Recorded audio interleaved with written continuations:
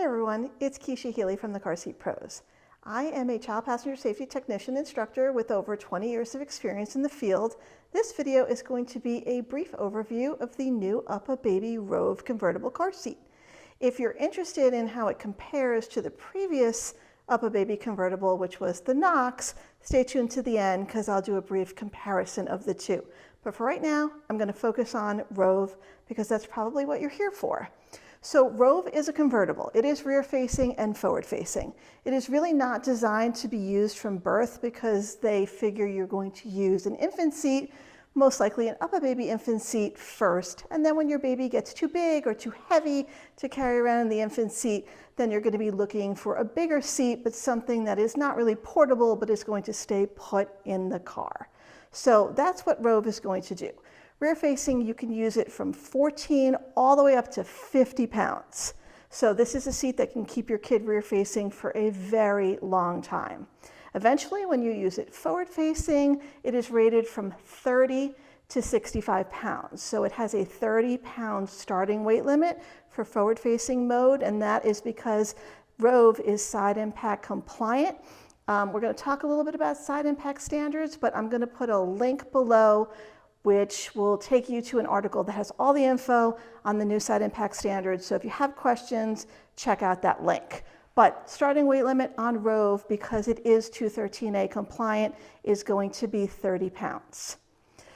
The one thing that we learned just from playing around with this seat is that the headrest, specifically moving it up or down, is fussy. It comes in its lowest position, and if you're struggling to raise the headrest from its lowest position, just know you're not alone. We're going to make a separate video specifically of some tips and tricks on how to get the headrest to adjust higher. Once you're in one of the higher positions, then it is pretty simple to move it up, right? That's going to be its highest harness position. With the headrest move all the way up, we measured 17.5 inches to the maximum harness height. So that's a pretty decent height. That's going to get most kids to the height and weight where they can safely transition to a booster seat. We have a couple of different recline positions. The recline mechanism is actually in the back of the seat, which is a little unusual, but it's handy. You can squeeze that and pop this into a couple of different recline positions. There are a total of 5 recline positions, but most upright being 1 and 2, these are for forward facing only. And then 3, 4, and 5 are positions specifically for rear facing in the car. No matter what position you're in, you have to adhere to the recline angle indicator and make sure that you are within the zone for either rear facing or forward facing. Let me move this up a little bit, right? So in the car, it's going to look like this.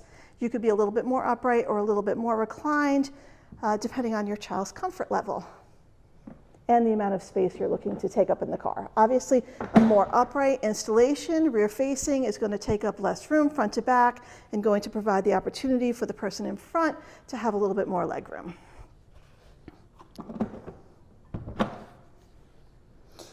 You'll notice what they call the fit inlay. This is recommended for children who weigh between 14 and 20 pounds. It is optional.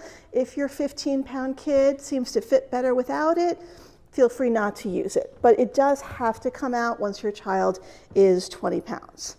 The harness strap covers are completely optional, so you can use them. If your kiddo hates them or rips them off, it's not a big deal. They are optional.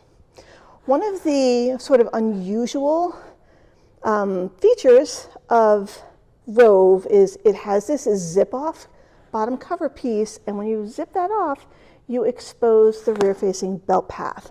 So these are your lock-offs for rear-facing.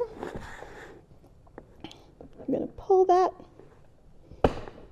open the lock-off, thread your seatbelt through. As you pull your seatbelt tight, it's going to put some pressure on that bar right here, and that's going to turn from red to green, and then you can shut and close the lock off. It is a true lock off, so you're not required to lock the seatbelt at the retractor. Overall, it's a really nice seat, and we think it's a big improvement over the previous Knox. So check it out. The price is, who knows at this point, because prices are in flux a lot, but hopefully things will calm down in the near future. I'm going to make a brief comparison to Knox in case you already have Knox or you're thinking about buying Knox. If you put these two seats together, you see that Knox is a little taller, but actually Rove is a little wider, right? Rove is, neither of these are narrow seats. Rove, we measured 19 inches across at its widest point, 18 inches across down here. Rove was similar, but I think actually a little bit more narrow. You can see that the base Rove sits up a little higher than, no, I'm sorry, Knox sits up a little higher than Rove.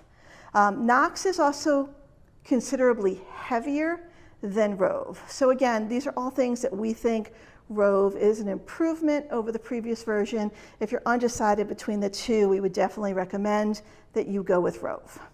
Anyhow, if you thought this information was helpful and you want to follow us for more car seat related content, we would appreciate that. Thanks for watching.